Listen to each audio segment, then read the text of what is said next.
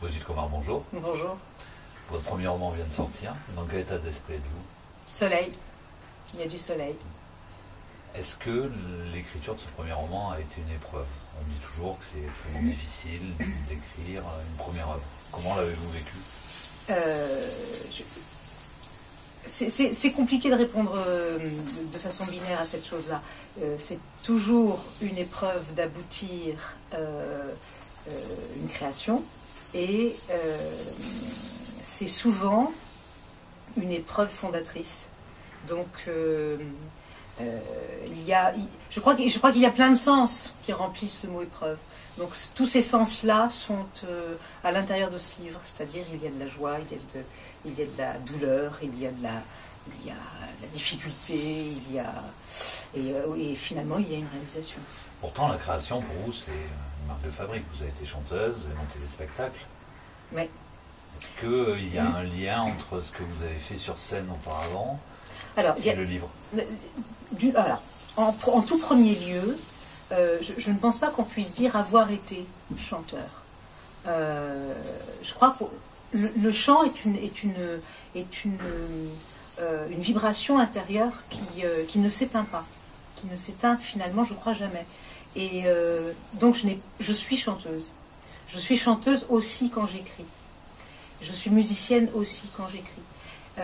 Donc il n'y a pas de discontinuité, il n'y a pas de rupture, c'est un tout. Sauf que là, plus de contact direct avec un public. Quand vous chantez, quand vous êtes sur scène, même si avec le projecteur affection, vous ne voyez pas forcément votre public, vous l'entendez, vous le sentez réagir. Il applaudit, il rit. Là, le lecteur, oui, difficile. Oui, dans le temps de l'écriture, en effet, le lecteur n'est pas là. Le lecteur n'est pas là, mais il y a d'autres habitants. Il y a d'autres habitants de la création. Parce que c'est en plusieurs temps que ça se passe. En tout cas pour moi, je ne sais pas pour les autres, mais pour moi, le premier public de mes romans sont mes personnages. Voilà, ils sont là, eux ils sont vraiment là. Voilà, eux ils sont vraiment là. Ces personnages, inspirés de la réalité ou totalement de votre imaginaire? Moi je suis d'une école de littéraire, d'une forme de réalisme, d'une forme de, comment dirais-je, on ne va pas dire de transmutation, mais de transformation du réel. Voilà, de transformation du réel. C'est-à-dire que ce qui m'inspire, c'est le réel, oui. Et c'est le réel des gens, de la vie dans laquelle je m'inscris, du monde dans lequel je m'inscris. Donc, oui, il y a une inspiration forte de ce que je vis, de ce que je vois, de ceux que je rencontre, mais c'est totalement un roman. Il n'y a absolument rien d'autobiographique dans ce roman, par exemple. Voilà, si ça peut répondre à une partie de la question. Ça y répond en partie, mais on sait également que vous avez un engagement politique fort. Ce livre a-t-il également une connotation politique? Moi, j'appelle ça un roman social, mais vous? Alors, oui, moi aussi j'appelle ça un roman social, mais pas que, mais pas. Je me méfie toujours comment dirais-je, des réductions, des contractions de sens. C'est aussi un roman social, mais ça relève de mon engagement dans la création.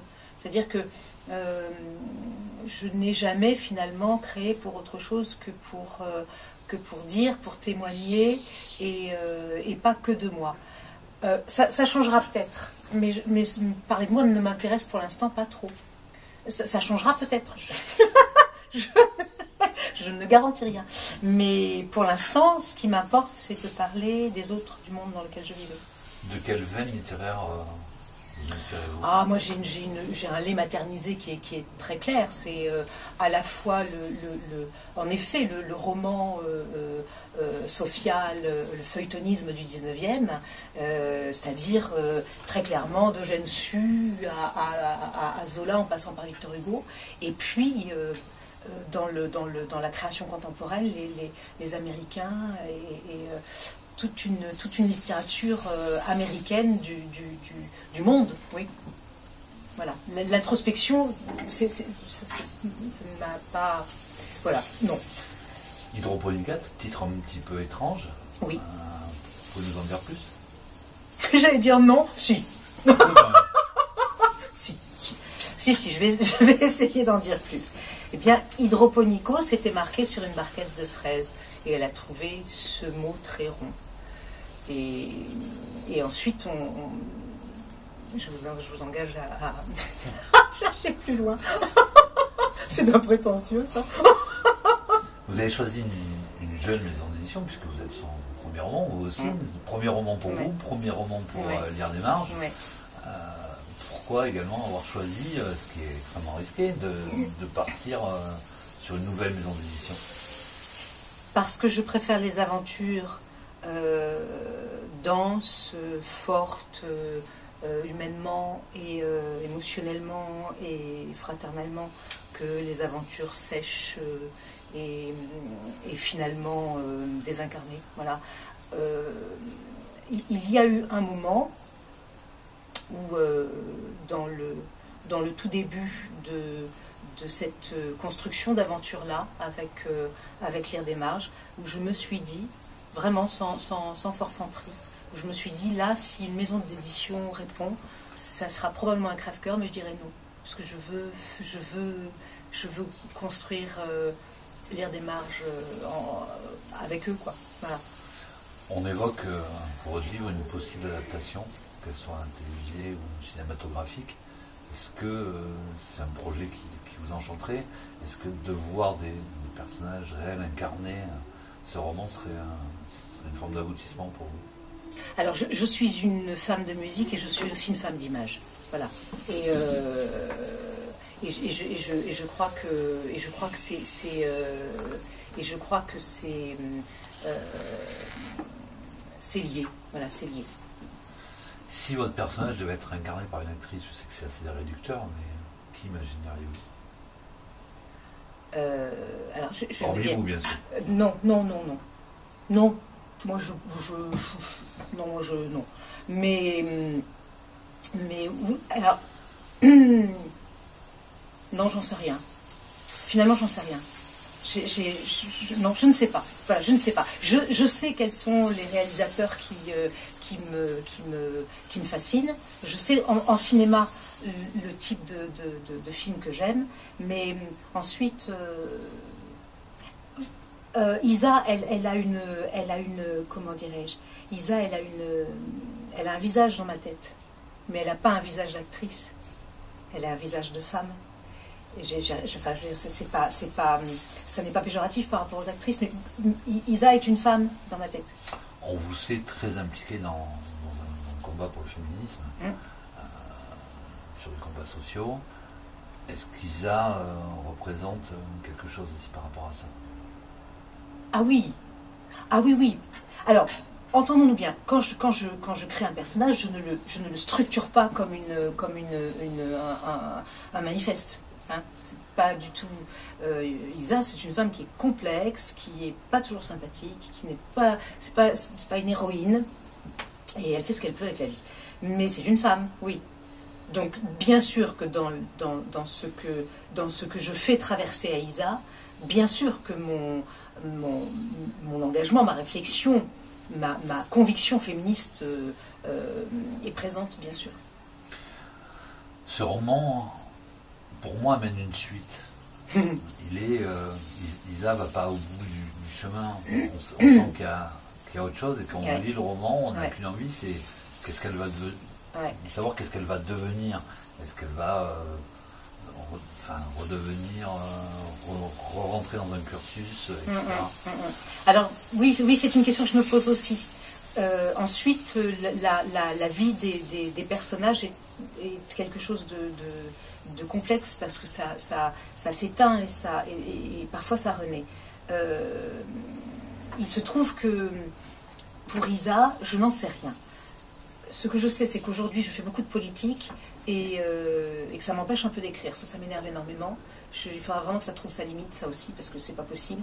Et donc, je trouve que j'abandonne Isa, de même que j'abandonne un peu tous les personnages de ce roman. Ça ne veut pas dire que je voudrais forcément les faire renaître dans un autre livre. Ça veut dire que ce qu'ils sont je voudrais ne pas le voir trop s'éloigner de moi. Voilà. Et pour ça, il faut un temps d'introspection. Dans la vie de l'écriture, il faut un temps d'introspection que je n'ai pas assez en ce moment. Donc je vais, là, après la sortie d'Hydroponica, me donner une discipline oui, une forme d'ascèse. Il faut que je reparte à ça. Oui, parce qu'aujourd'hui, qu'est-ce qui prend le pas sur le personnage de Brigitte Comard? La femme politique, la romancière? La femme politique a été très présente, oui, puisque j'ai participé à des élections, que ce sont des engagements qui sont très intenses, très entiers, et que finalement je fais de la politique comme j'écris, comme je crée, c'est-à-dire entièrement. Voilà, donc oui, la femme politique a pris le pas ces derniers mois, mais je ne crois pas que la femme politique soit très intéressante si elle se laisse assécher par finalement la dureté un peu artificielle de ce comment dirais-je, pas du combat. Le combat, il n'est pas artificiel. Le combat, lui aussi, il est entier et intense. Mais de toute la dramaturgie autour, voilà, c'est ça. De cette dramaturgie, on a l'impression que écrire pour vous, c'est revenir à la réalité. Oui. Ce qui est paradoxal, oui, absolument. Oui, bien sûr. Oui, c'est revenir à la réalité, c'est revenir à la chair. Voilà, c'est revenir à la chair du réel, de l'émotion. Moi, je ne vis pas l'émotion sans densité charnelle. Donc, et évidemment que la politique éloigne de ça. Bon, on peut en dire ce qu'on veut, mais c'est comme ça. Voilà. On a beau chercher à toute force à faire de la politique autrement, et on y parvient du mieux qu'on peut, mais oui, l'écriture, la création, bien sûr, c'est un retour à une forme de vérité. Voilà. Merci Brigitte Comard. Merci.